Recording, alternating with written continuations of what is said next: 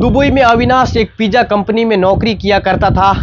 एक दिन जब वह पिज़्ज़ा डिलीवरी करने के लिए एक घर में जाता है और जब घर की बेल बजाता है तो कुछ देर बाद में जब दरवाज़ा खुला तो सामने एक बहुत ही खूबसूरत औरत खड़ी हुई थी। उसको देख करके अविनाश एकदम से दंग रह गया था। ना चाहते हुए भी अविनाश बार बार उसकी तरफ देख रहा था। वह देखने पर मजबूर हो गया था। उस औरत ने हाथ आगे बढ़ाया। अविनाश ने पिज़्ज़ा उसके हाथ में रख दिया क्योंकि मौसम बहुत खराब था। अविनाश पूरी तरीके से भीग भी चुका था। ना जाने क्या सोचकर उस औरत ने अविनाश को अंदर आने के लिए कह दिया। अविनाश जब घर के अंदर एंटर होता है तो एकदम से जोर की बिजली कड़कती है और वह औरत डर के मारे अविनाश के गले से लग जाती है, उसको जकड़ लेती है।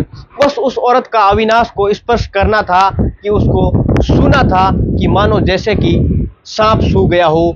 वह बहुत आनंदित हो गया था और ये सोचता था कि दुबई की औरतें कितनी खूबसूरत होती हैं कि शायद इस घर में क्या कोई और तो नहीं। दोस्तों, उसके बाद में क्या होता है कि एक दुबई की खूबसूरत 32 साल की औरत आखिरकार हिंदुस्तानी अविनाश को कैसे पसंद करने लगी और वह इतने बड़े घर के अंदर अकेली क्या कर रही थी, और या उसका पति था या क्या था, पति कहाँ था। आज की स्टोरी बस जानेंगे 10 मिनट के लिए। आप हमारे साथ बने रहिए। दोस्तों, मैं सफ़ी खान आपके लिए एक बहुत ही इंटरेस्टिंग कहानी लेकर आया हूँ। हिंदुस्तान के रहने वाले अविनाश और दुबई की रहने वाली उस खूबसूरत औरत की रोमांटिक और दर्द भरी ऐसी कहानी मैं आपको सुनाऊंगा कि दोस्तों आपकी आंखों में आंसू छलकने लग जाएंगे।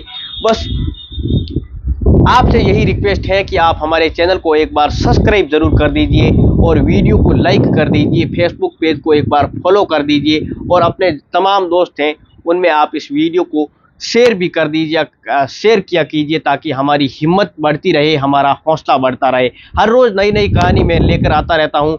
चलिए बिना टाइम वेस्ट किए, इधर उधर की बातें किए, नॉन स्टॉप इस कहानी को शुरू करता हूँ। दोस्तों, हिंदुस्तान के दिल्ली के जमुना पार इलाके में रहने वाला एक अविनाश, यूँ तो दुनिया के अंदर से हज़ारों लोग रोज़ाना दिल्ली आया करते हैं और चले भी जाया करते हैं। हिंदुस्तान में दिल्ली में रोज़गार यानी कि कारोबार चलता है, लेकिन अविनाश का सपना था कि वो दुबई में जाकर के कोई अच्छी सी नौकरी करेगा क्योंकि अविनाश एक पढ़ा लिखा नौजवान था और खूबसूरत था, जिम जाया करता था। अक्सर जवानी में लड़कों को ये शौक लग जाया करता है। अभी का जो ट्रेंड चल रहा है नौजवान लड़कों की बॉडी बनाने का, अविनाश को भी ये शौक लगा हुआ था और जो जिम में वो बढ़िया सी उनकी बॉडी बनाई गई थी, यानी कि उसने अच्छी खासी मेहनत भी की थी और फिर वह सपने देखने लगता है दुबई जाने का।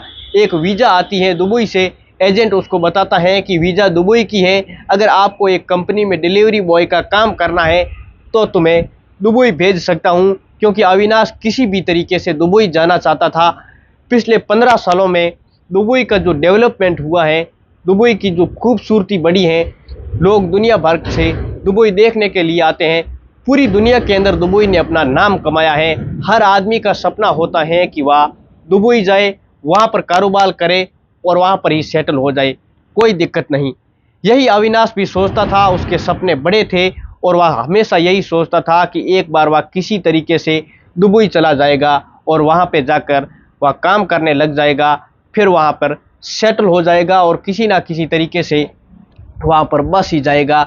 सपने लेकर अविनाश दुबई पहुँच जाता है। उस कंपनी में पहुँचता है जिस कंपनी की वह वीज़ा लाया था। वहाँ जाकर के वहाँ पर काम में लग जाता है। मैनेजर उसको सारी कंपनी की जो पॉलिसी थी वह समझा दी थी और किस टाइम तुम्हें आना है, किस टाइम तुम्हें जाना है, क्या करना है, वहाँ पर कहाँ पर खाना है, कहाँ पर पीना है, सारी पॉलिसी उसको समझा दी जाती है। सारी शर्तें कंपनी की मान लेता है। कंपनी की तरफ से अविनाश को एक बाइक यानी कि मोटरसाइकिल भी दी गई थी डिलीवरी करने के लिए। जहाँ पर भी डिलीवरी करना होता है उसको वहाँ पिज़्ज़ा पकड़ा दिया जाता था और वहाँ की लोकेशन भी बता दी जाती है क्योंकि अविनाश पढ़ा लिखा था, क्योंकि लोकेशन के हिसाब से वह कहीं भी जाने में उसको कोई भी दिक्कत नहीं होती थी। एक दिन वो लड़का बैठा हुआ था, इंतज़ार कर रहा था कि कब उसकी बारी आए और वह पिज़्ज़ा लेकर के वहाँ से धीरे धीरे जो उसके साथ में और लड़के थे, वह मैनेजर उसको ऑर्डर बता रहा था और वह सब जा रहे थे। अचानक से उस दिन मौसम ख़राब हो जाता है। दोस्तों, फिर एक ऑर्डर आता है और मैनेजर उसकी तरफ यानी कि अविनाश की तरफ इशारा करता है और उससे कहता है कि अविनाश भाई इधर आओ, तो ये पिज़्ज़ा इस ऑर्डर पर तुम देके जल्दी आओ क्योंकि मौसम बहुत ख़राब है, जल्दी आना पड़ेगा, जल्दी आना, बारिश हो सकती है। अविनाश जैसे ही कंपनी से पिज़्ज़ा लेकर के निकलता है कि अचानक से हल्की हल्की बूंदा बूंदी बारिश होने लग जाती है और जैसे ही वह उस घर तक पहुंचता है जिस घर में पिज़्ज़ा पहुंचाना था तो तेज़ बारिश हो जाती है और अविनाश पूरी तरीके से भीग चुका था।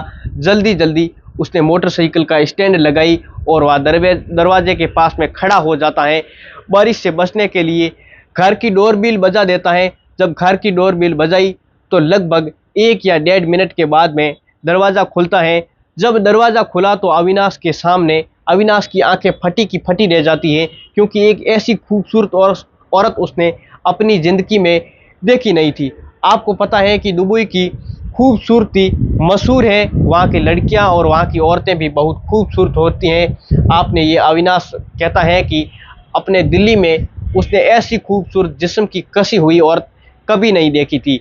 ना चाहकर भी बार बार उसकी तरफ वह देख रहा था, नज़रें गड़ा रहा था।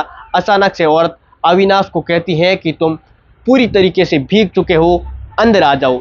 अविनाश उसके इस आमंत्रण को स्वीकार कर लेता है और अंदर चला जाता है और फिर वह पिज़्ज़ा लेकर किचन में लड़की चली जाती है, अपने रूम में जाती है। अविनाश उसको इंतज़ार करने लगता है और पैसे लेकर वह जब लड़की वापस आती है तो औरत उसे पैसा जैसे ही देती है उसकी तरफ बढ़ती है कि अचानक से बहुत ज़ोर से बिजली की कड़कड़ाहट होती है और उस बिजली की कड़कड़ाहट होनी थी कि वह औरत डर जाती है और एकदम से अविनाश के सीने से लग जाती है। दोस्तों, जोर से उसे जकड़ लेती है। अविनाश अचानक हुए इस घटनाक्रम को अपने आप को दबोच लिया, यानी कि उस औरत के डर के मारे अविनाश को दबोचा था। अविनाश कुछ समझ नहीं पाया। बिजली कड़कने की वजह से उस औरत को इतना डर लगा कि उसने डर के मारे उसको पूरी तरीके से अविनाश को पकड़ लिया था और वह कांप रही थी। उसके छूने से अविनाश के बदन में बिजली सी दौड़ रही थी, एक करंट सा लग गया था। वह भूत बना खड़ा था और देर से, सही बात, औरत जिस्म से वह अलग होती है थोड़ी देर से तो औरत की नज़रें झुकी हुई थी और अविनाश की नज़रें भी झुकी हुई थी। दोनों एक दूसरे से कुछ कह नहीं पाते हैं और फिर अविनाश को वो पैसे देती हैं जो उसका चार्ज था। तो उसको ज़्यादा ही पैसे मिले थे। अविनाश सोच रहा था कि बाकी के पैसे उसको वापस करें, लेकिन औरत कहती है कि नहीं, इस पैसों को तुम ही रख दो और तुम पैसे ले जाओ, बाकी बचे हुए पैसे तुम अपने पास पर्सनल रख लेना।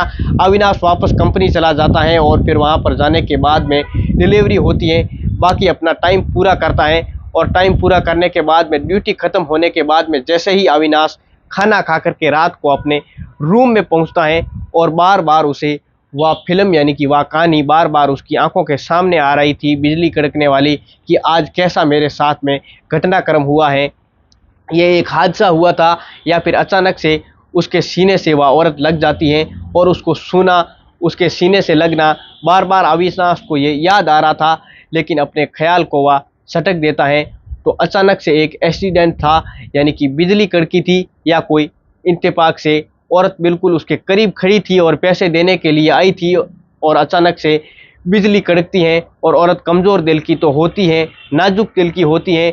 अक्सर बिजली कड़कने से औरतें डर जाया करती हैं। आसमान में जब बिजली कड़कती है ज़ोरों की तो औरतें डर जाया करती हैं और शायद वो सोचता है कि इसी वजह से डर के मारे उसको अपने सीने से लगा लिया हो या फिर कोई और बात थी। ये तरह तरह के ख्याल उसके अविनाश के दिमाग में आ रहे थे, लेकिन जैसे ही वो करवट बदलता है तो उसको मानो ऐसा लग रहा था जैसे कि औरत उसके बराबर में लेटी हुई हो, उससे बात करना चाह रही हो, उससे ये कह रही है कि अविनाश, मैं तुमसे बहुत ज़्यादा प्यार करती हूँ, अविनाश तुम मुझे बहुत अच्छे लगते हो, अविनाश मैं तुमसे कुछ कहना चाहती हूँ।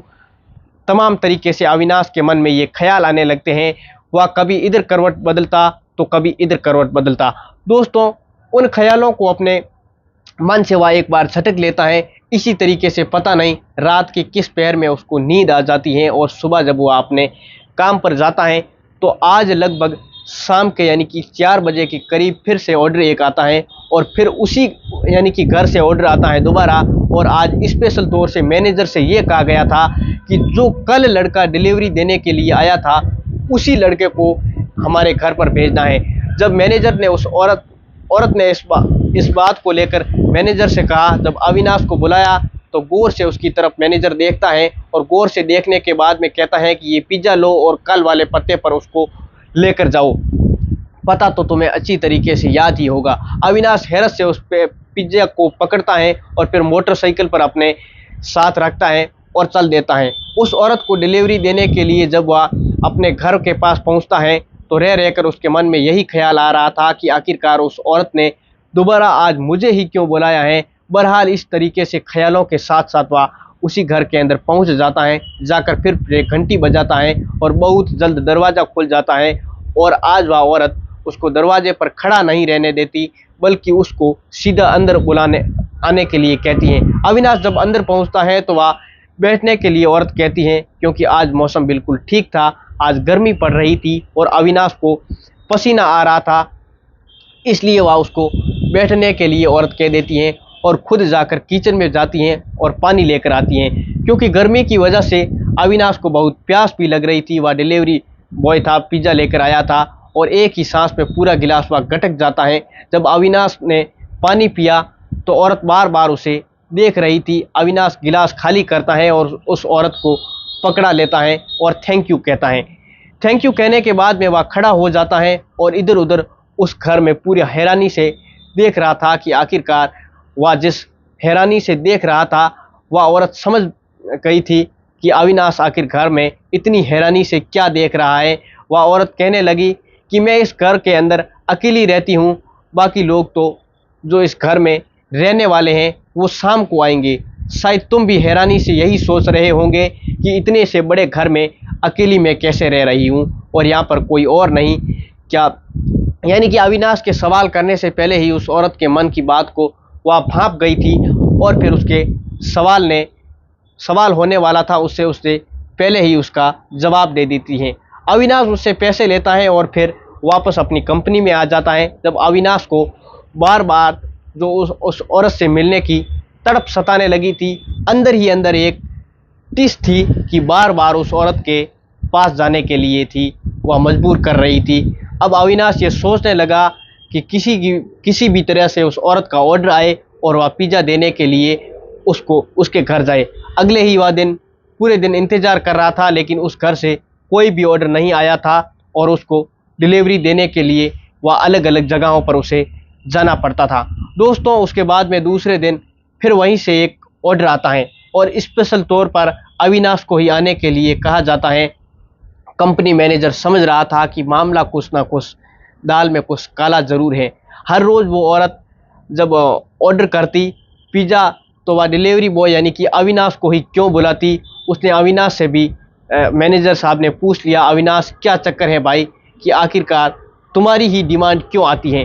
अविनाश कहता है कि सर मेरी सर्विस बढ़िया है, मेरी सर्विस अच्छी है, इसी वजह से मेरा व्यवहार बढ़िया होने की वजह से मैडम मुझे बुलाती हैं, वरना कोई ऐसी बात नहीं है।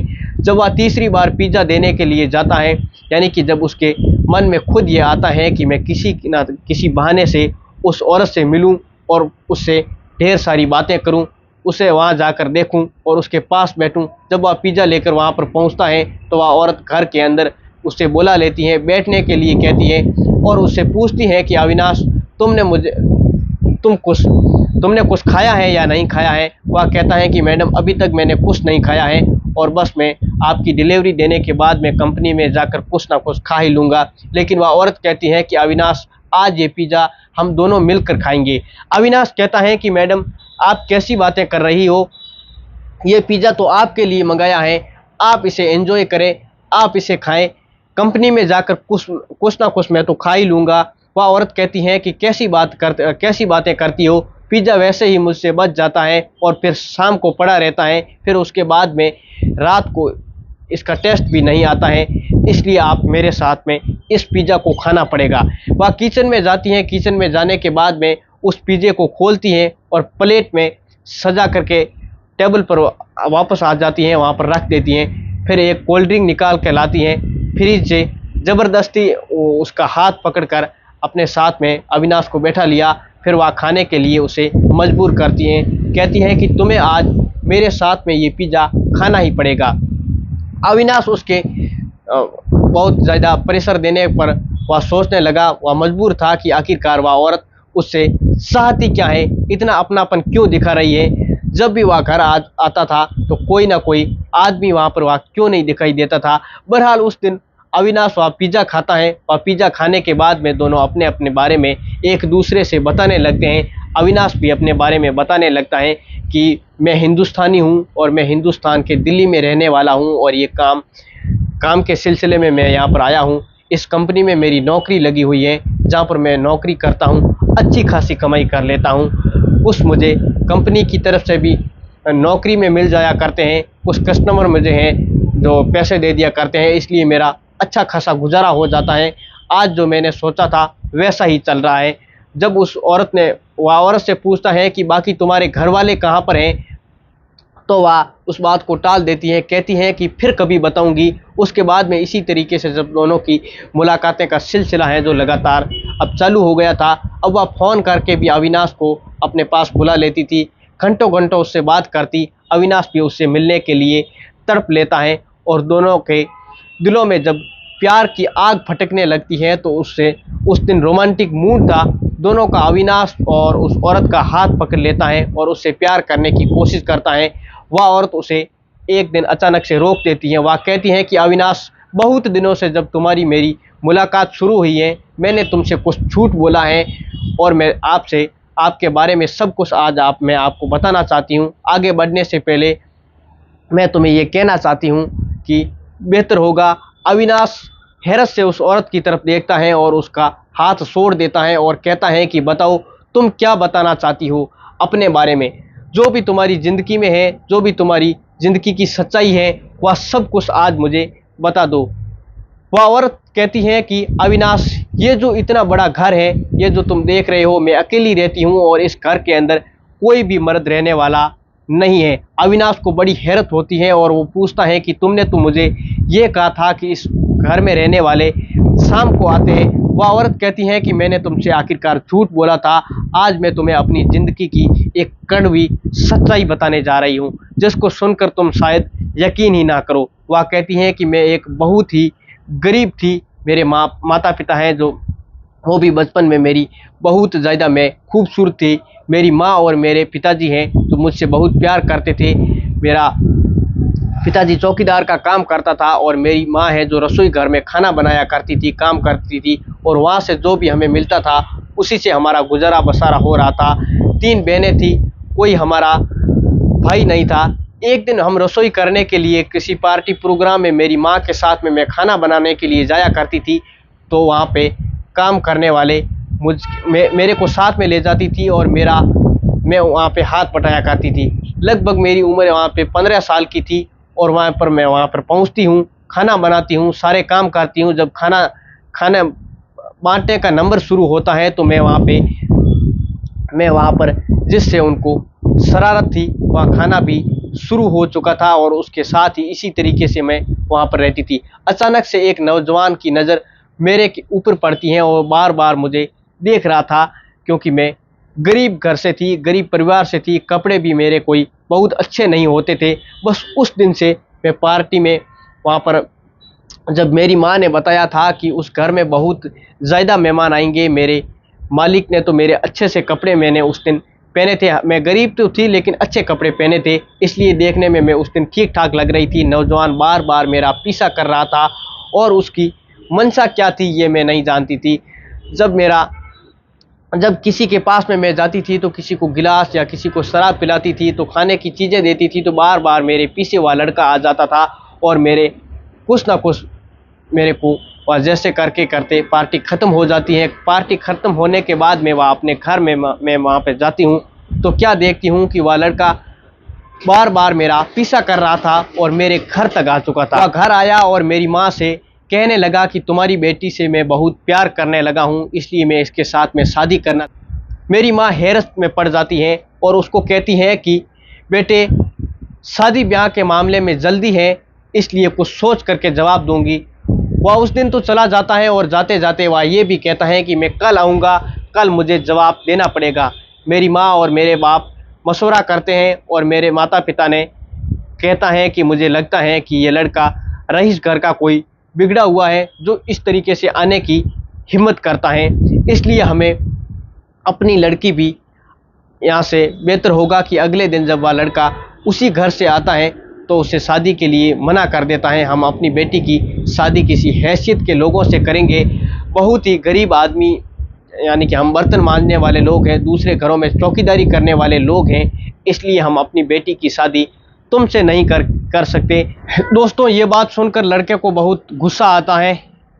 मैंने उसके चेहरे पर गुस्से को देखा था। वह पैर पटकते हुए उस दिन वहाँ से चला जाता है और 2 दिन के बाद में मुझे अगवा कर लेता है और अगवा करके एक फार्म हाउस के अंदर ले जाता है और वहाँ फार्म हाउस पर ले जाकर वहाँ रात भर उसके साथ में बदतमीजी करता है और रात भर मुझे नोचता रहता है। उस दिन मेरे साथ में ज़बरदस्ती उसने की थी। मेरी उम्र लगभग 16 साल के करीब थी। पहली बार किसी मर्द ने मुझे छुआ था और उस दिन बड़ी बेरहमी से मुझे उसने नोचा था। अब मुझे रोज़ का यही मालूम हो गया था कि वह शाम को मेरे को फार्म हाउस पर पहुंचा था और नशे में धुत पूरी रात मुझे नोचता रहता और पूरी रात मेरे साथ में वह लड़का गलत काम करता रहता और ये मुझसे कहता कि तुम्हारी माँ ने अच्छा नहीं किया, अगर राजी से वो तुम्हारी शादी करा देती तो मैं तुम्हारे साथ में कुछ करने के लिए मजबूर नहीं होता। मैं तुमसे शादी करने के लिए मैं तो तैयार था, लेकिन तुम्हारे घर वालों ने ही मना की और मेरी आदत रही है कि जिस चीज़ को मैं पसंद कर लेता हूँ वो चीज़ मैं हासिल करके ही रहता हूँ। पहले जब मैंने तुमसे शादी का प्रस्ताव रखा, तुम्हारे घर वालों ने ठुकरा दिया, तो मैंने अपने मन से ये ठान लिया था कि इस लड़की को मुझे किसी ना किसी कीमत पर हासिल करना ही है। और फिर मैंने तुम्हें उठा लिया और यहाँ से लेकर मैं तुम्हें यहाँ पर आ गया हूँ और अब हर रोज़ मैं तुम्हारे साथ में यही करूँगा। मेरा जी नहीं जब तक भर जाता मैं तुम्हारे साथ में इसी तरीके से किया करूँगा। रात को वह मेरे साथ में सब कुछ करता और पूरी रात मुझे नोचता कोसता और सुबह होने के बाद में मुझे वहाँ से चला जाने के लिए कह देता। मैं किसी न किसी अपने साथ किसी न किसी साथी को बहुत दुख सुनाती थी और मैंने उसको अपना नसीब मान लिया था और इसी तरीके से 10 से 15 दिन तक हो गए थे और हर रोज़ वह मेरे इसी तरीके से मेरे साथ में गलत काम किया करता था और फिर वह सुबह मुझे वहाँ से चला जाने के लिए कह दिया करता था। एक दिन मैंने सोचा कि इसी तरीके से ये हर रोज़ किया करता है, अब मैं कहाँ जाऊँगी। रात को वो मेरे पास आ जाता है, बस यही हाथ जोड़कर मैं कहती हूँ कि मैं तुम्हें इतनी ही अच्छी लगती हूँ तो तुम मेरे साथ में ज़बरदस्ती क्यों करते हो, मुझसे शादी ही कर लो। ये तुम्हारे ऊपर जो पाप तुम कर रहे हो ये पाप भी नहीं होगा और अब इस दिनों से मैं भी बर्बाद नहीं होंगी। मेरे साथ में जो तुमने किया मुझसे अब कौन शादी करेगा, मुझसे अब शादी कोई भी नहीं करेगा। इसलिए मैं तुम्हारी ज़िंदगी भर बनकर तुम्हारी ही हो जाऊंगी, तुम्हारी सेवा करूंगी, तुम्हारे चरणों में पड़ी रहूंगी। उसका वो रहम आ जाता है उसको, फिर वो बाकायदा उससे वो शादी कर लेता है और शादी करके मुझे एक दिन आलीशान घर, यानी कि तुम ये देख रहे हो, इस घर में मुझे पहुंचा देता है और हम दोनों इसी घर में रहने लगते हैं। और उसके बाद में ये सारी माल दौलत कोई भी यहाँ पर कमी नहीं थी और फिर वहाँ पे एक मेरे नाम का अकाउंट खुला लेता है बैंक में और कुछ प्रॉपर्टी मेरे नाम करा लेता है। यानी कि इतना होने के बाद में सब कुछ मुझे उसने दिया और बहुत मुझसे वो प्यार भी किया करता था। एक दिन मुझे कई साल गुजर जाते हैं लेकिन वह हमारे पास में कोई औलाद नहीं होती है। फिर एक दिन मुझे खबर मिलती है कि नशे की हालत में ड्राइविंग करते हुए मेरे पति का एक्सीडेंट हो गया और जब मैंने उसका एक्सीडेंट की खबर सुनी तो मुझे बहुत दुख हुआ, दर्द हुआ। सदमे में मैं बर्दाश्त नहीं कर पाई और मुझे बहुत दिनों तक बिना किसी के बोले, बिना खाना खाए पिए, कभी कभी थोड़ा बहुत हल्का फुल्का मैं बहुत खा लिया करती थी, भूख जब लेती थी तो मुझे सदमा लगा, सदमा पहुंचा। उसके बाद में मैंने मेरे पति के मरने के बाद में अपने माता पिता की मुझे याद सताने लगी, क्योंकि उसे मुझे अगवा किया था और मुझे उसने शादी ज़बरदस्ती की थी। वहाँ मुझे आने जाने भी नहीं देता था। शायद मेरे माता पिता हैं जो उन्होंने सब्र कर लिया कि मैं उसके लिए मर चुकी हूँ। अकेली तन्हा मैं जी रही थी। ये ख्याल आता कि मैं वहाँ पर जाकर अपने माता पिता से आखिर मिलूँ, पर मैं अब जाऊं तो कहाँ जाऊं। मेरे माता पिता के पास में एक दिन वह चली जाती हैं। ये सब कुछ सोच करके अपने माता पिता के पास में वह पहुंचती हैं तो मेरे माता पिता जहाँ रहते थे वहाँ वो थे ही नहीं। वह मोहल्ला बस्ती छोड़कर वह चले गए थे। वह लड़की पता करके उसी जगह पर पहुंच जाती हैं। और वहाँ पर जहाँ पर उनके माता पिता मौजूद थे, उनके सामने वह पहुँचती हैं तो मेरे सामने वह हाथ जोड़कर खड़ी हो जाती हैं। वह लड़की कहने लगती है कि बेटी, जहाँ से तुम आई हो वहाँ चली जाओ। हम पहले जहाँ पर रहते थे उसके बाद में लोग हमें बहुत ताना मारा करते थे और ये कह रहे थे कि हमारी बेटी किसी के साथ में भाग गई है, किसी के साथ में वह मोहब्बत व इश्क में हमारा मुंह काला करके तुम भाग गई हो। इसीलिए लोगों ने इतने सारे ताने दिए कि हमारा वहाँ रहना मुश्किल हो गया था। हमने भी ये सोचा कि अगर यहाँ रहते रहते तुम्हारी ये जो 3 बहनें हैं इनकी भी शादी नहीं हो पाएगी, इसलिए हमने वहाँ बस्ती भी छोड़ दी है और दूसरी जगह जहाँ भी हमें कोई जानता नहीं था वहाँ आकर रहने लगे हैं। अब तुम्हारी बहनों का रिश्ता भी आने लगे हैं। एक तुम्हारी छोटी सी बहन है, उसका रिश्ता तो पक्का भी हो चुका है, दूसरी लड़की की बात चल रही है। अब तुम यहाँ से चली जाओ, यहाँ से चली नहीं जाओगी तो अगर यहाँ रहोगी तो तुम्हारी बदनामी होगी और तुम्हारी बदनामी हमारे पे भी असर छोड़ेगी और इन लड़कियों के रिश्ते भी नहीं होंगे। ये बात अपने माता पिता के मुंह से वह लड़की सुनती है तो उसके बाद में उसे बड़ा रोना आता है और फिर वहाँ से वह वापस चली जाती है और आकर इसी तरीके से ज़िंदगी गुजारने लगती है। जैसे ही मैं नॉर्मल होती हूँ, ज़िंदगी में मेरी पटरी पर ज़िंदगी आती है, तब मुझे अपने पति की याद सताने लगती है, क्योंकि वह तो मर चुका था। दूसरी बात यह थी कि मेरे लिए मेरे शौहर ने जो मुझे अगवा किया था वह बहुत उसकी कच्ची उम्र थी, मेरे साथ में उसने सब कुछ किया था। ऑटोमेटिक अब मुझे जिस्म की भूख सताने लगी थी, इसलिए वह कंपनी में किसी कंपनी का कोई सामान के लिए ऑर्डर करती रहती थी। और जब दिन मैंने पिज़्ज़ा ऑर्डर किया और मैंने तुम्हें अपने सामने देखा तो तुम्हारे कपड़े भीगे हुए थे और तुम्हारे कपड़े जिस्म से चिपके हुए थे, तो देखते ही देखते तुम मुझे पसंद आ गए। और मैंने सोचा कि अगर कोई हम सफ़र बनने के लायक है वह तो तुम हो। खूबसूरत हो, तुम जवान हो, तुम्हारी उम्र भी मेरी और तुम्हारी उम्र भी बराबर है, तुमसे मैं प्यार करती हूँ। मेरी ज़िंदगी की सच्चाई ये है। इसके बाद में अगर तुम मुझे अपनाना चाहते हो तो मेरे से प्यार करना चाहते हो तो पूरा कर लो, नहीं तो तुम्हारा हो सकता है कि अगर तुम मेरे साथ में ये ज़िंदगी गुजारना चाहते हो। तो उस दिन उस औरत की ये बात सुनकर अविनाश बड़ी हैरान रह गया था। अविनाश ये सोच रहा था कि आखिर आज उसके मन की जो मुराद पूरी हो जाएगी। आज वो उस दुबई की खूबसूरत हसीन औरत को जिसके सपने में जो रात को देखा करता था उसको हासिल करने लगा था। लेकिन उसकी ज़िंदगी की दास्तान सुनकर उसका मन बड़ा उदास हो जाता है और उससे कहता है कि मुझे सोचने के लिए कुछ टाइम दो। तो वह अपने रूम पर वापस चला जाता है। फिर उस औरत के बारे में वह सोचने लगता है। एक तरफ तो वह उससे प्यार करता है और दूसरी तरफ उसकी ज़िंदगी की सच्चाई सुनकर के वह बहुत बड़ा दुख भरा हुआ था।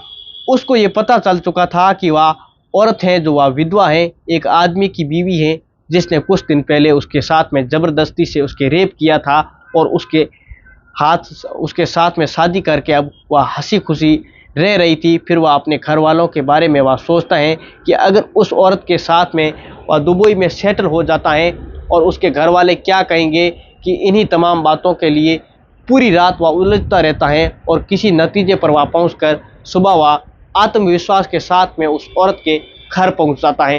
दोस्तों, वह कहता है कि मेरी कुछ शर्तें हैं। औरत से कहता है कि मैं तुमसे शादी करने के लिए तैयार हूं, लेकिन कभी कभी मैं जब इंडिया जाने की बात करता हूं तो तुम मुझे रोकोगी नहीं, तुम मुझे टोकोगी नहीं। मैं 10 दिन, 15 दिन, 20 दिन के लिए वहाँ पर रुका रहूँगा। तुम मुझसे किसी तरीके से कोई ऐतराज़ तो नहीं करोगी, मेरे को टॉर्चर नहीं करोगी, मेरे को परेशान नहीं करोगी। मैं तुम्हारे ज़िंदगी में कभी बेवफाई नहीं करूँगा। चाहे तो आप मुझे ये बात लिखवा कर ले लो, तुम्हारे साथ ज़िंदगी भर में रहूँगा। लेकिन हाँ, जब मुझे मेरे घर वाले बुलाएंगे, जब मेरा घर जाने का मन करेगा तो मैं अपने घर भी जाऊँगा और कभी भी तुम मुझे रोकोगी नहीं। दोनों के बीच में ये वादा हो जाता है और फिर अविनाश उस औरत के साथ में बाकायदा शादी कर लेता है, क्योंकि वैसे तो वह औरत अविनाश से लगभग 4 व 5 साल बड़ी थी। उस वक्त तक औरत की उम्र लगभग 28 या 30 साल के करीब हो चुकी थी। लेकिन अविनाश की जो उम्र थी 24-25 साल की थी, लेकिन फिर भी उस औरत से वह प्यार करता था और उसको वह दिल दे बैठा था। और दोस्तों, जब किसी से प्यार हो जाता है तो वहाँ पर उम्र नहीं देखी जाती है, वहाँ पर दिल की बात होती है। अविनाश भी यही सोच कर कि बाकायदा उससे शादी कर लेता है, और औरत अविनाश यानी कि हिंदू होता है और वह लड़की मुसलमान होने के साथ साथ इस बात के उसे कोई मतलब नहीं था। उसे कहा गया था कि हिंदू हो या मुसलमान हो, मुझे कोई फ़र्क नहीं पड़ता है। उस औरत ने कहा, मुझे सिर्फ इतना पता है कि मैं तुमसे प्यार करती हूँ, मुझसे तुम प्यार करते हो, और शादी करके हम दोनों एक गृहस्थी यानी कि नई ज़िंदगी की शुरुआत करेंगे, और फिर इसी तरीके से दोनों की ज़िंदगी गुजरती रहती है। अविनाश ने ये कहानी दिल्ली आने के बाद में अपने दोस्त के साथ में शेयर की, और ये कहानी बहुत अच्छी लगी, तो एक पत्रिका में छपी ये कहानी हमारे तक पहुंचती है, तो हमारे को भी अच्छी लगी और हमने आप तक पहुंचा दी। दोस्तों, इस कहानी को सुनाने का उद्देश्य किसी को परेशान करना नहीं है, किसी का दिल दुखाना नहीं है। हाँ, थोड़ी बहुत कहानी सुनाने में मेरे से कोई भूल हो गई हो तो दोस्तों माफ़ करना, क्योंकि कहानी सुनाने वक्त में इधर उधर कुछ हो जाता है। उम्मीद करता हूँ कि आपको कहानी पसंद आई होगी। धन्यवाद।